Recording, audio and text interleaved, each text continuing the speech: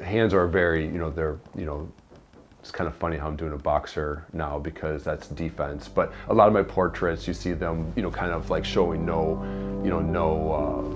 harm. Like it's inviting. And this could be off the record, but like sometimes I feel like that's my sensitive side or something. That's.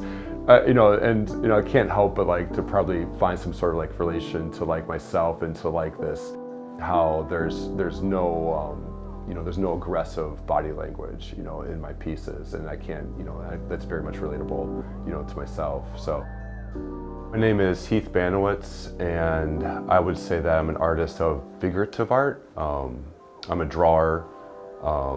My materials are, quite humble. They are pencil, charcoal, graphite, ink, and color pencil. I came across by chance my interest, and in my research I became interested in, still in photography. Like I always appreciated photography, but specifically I was interested in photographers that were from a different era that I was from. And this was kind of like the moment of, transitioning from, taking photographs into drawing, that some photographers really very much inspired me into kind of using my materials drawing and kind of duplicating their work, and specifically black and white, and how having experience with like charcoal and ink and pen and everything, my materials, I would look at the images in a different respect of how I can recreate them by using my tools. Like it wasn't like, how do I create like depth? How do I, how can I see something more deep, other than just taking an image of a moving scene of street photography?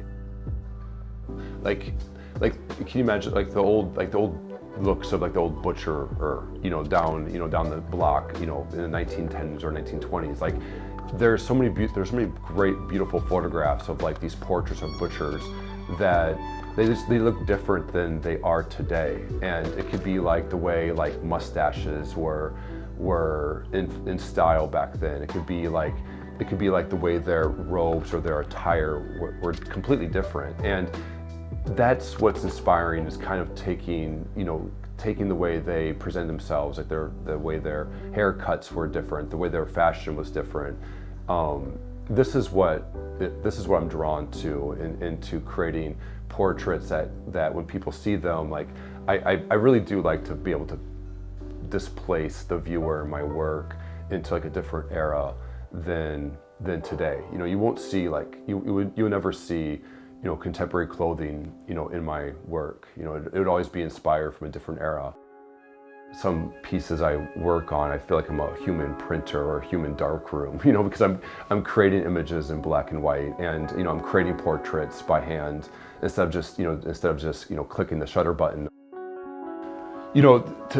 Being self-taught, it's working out a lot of mistakes. Like I wanted to draw, I wanted to shift my photography into drawing, and being a visual person, with interest of in writing, and trying to create a narrative without words.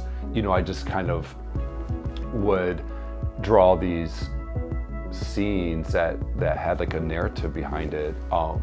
I think they would have a narrative behind it, but I think the process of being self-taught allowed me to kind of, to make my own choices without, being a sensitive person, being distracted by, is it good or not, and so like people say like you have to go to art school, and I don't think you do.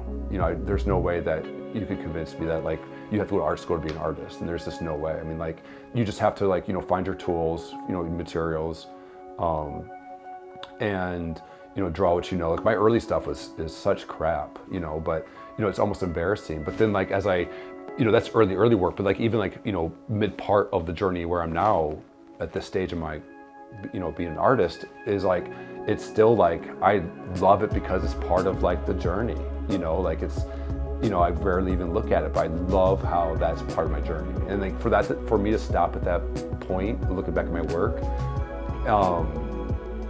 could have happened, but now it's very, very much important to where I'm at now. Like I would never give it away. Like it's just as important as what I'm making now.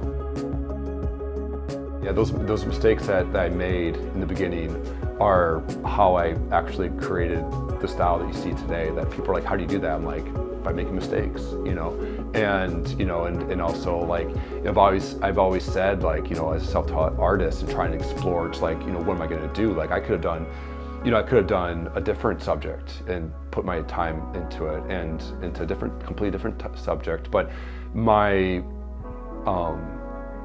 path, my journey is as in making those mistakes was like, and creating a style was just like, eliminating, exploring, getting rid of stuff that I do not like, don't look at it, type approach. In the process of creating my own style, that, I've heard that people are like, that's a very much a Heith Banowetz artwork. And I'm like, and when I get that as a compliment or as a,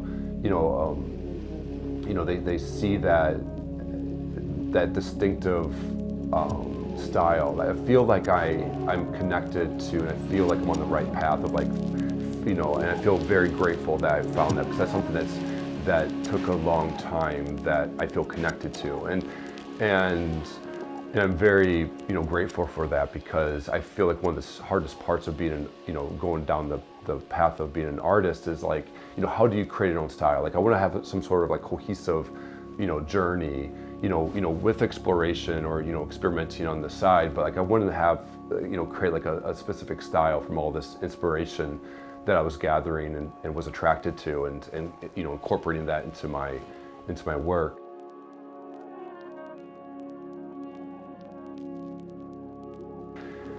There is, this comes into like, it goes into like my interest in human interaction, away from my artwork and everything. It's like this human interaction and this decision to always do portraits, is that the eyes having like a heaviness or like a soulful meaning behind them, is because I feel like sometimes like, we have like this tendency to always feel rushed or pressured into speaking when like, when we look at somebody in the eye, and we never rarely get that experience just to be quiet and just look at someone else, and which is fascinating to me. Is so like, in these drawings, when it comes to the eyes, I found myself being very specific and to the subtleties of creating a really a very calm, approachable, humble face, eyes.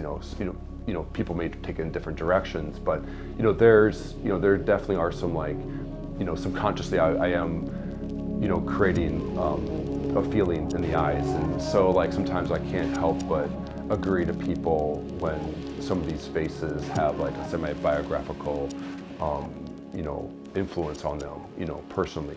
They're not self-portraits, but I will explore that later as I make more pieces of work, but once that was shared with me, I started to see like that possibility, and that's fascinating to me, is to see that there's always no doubt that anything you put your feeling into, that it's going to be somewhat biographical, in the feelings that you put into your work. This time right now doing this interview for Little Village, I think like it's a really good time to kind of share that experience with like and how delicate some of the areas of experience that led me to today. I don't know if that would have been the same if I continued to live in Iowa City, because because I don't think that would have. It's just not comparable. It's just two different environments. So living in a major city, and seeing the hustle and the hard work it would take, and creating a style and creating a technique or a technique that led to my style and my my subjects and my interest, and is that it's like a time to like calm down that hustle, and I feel like being back in Iowa City, it's very catering to kind of like get ready for the next chapter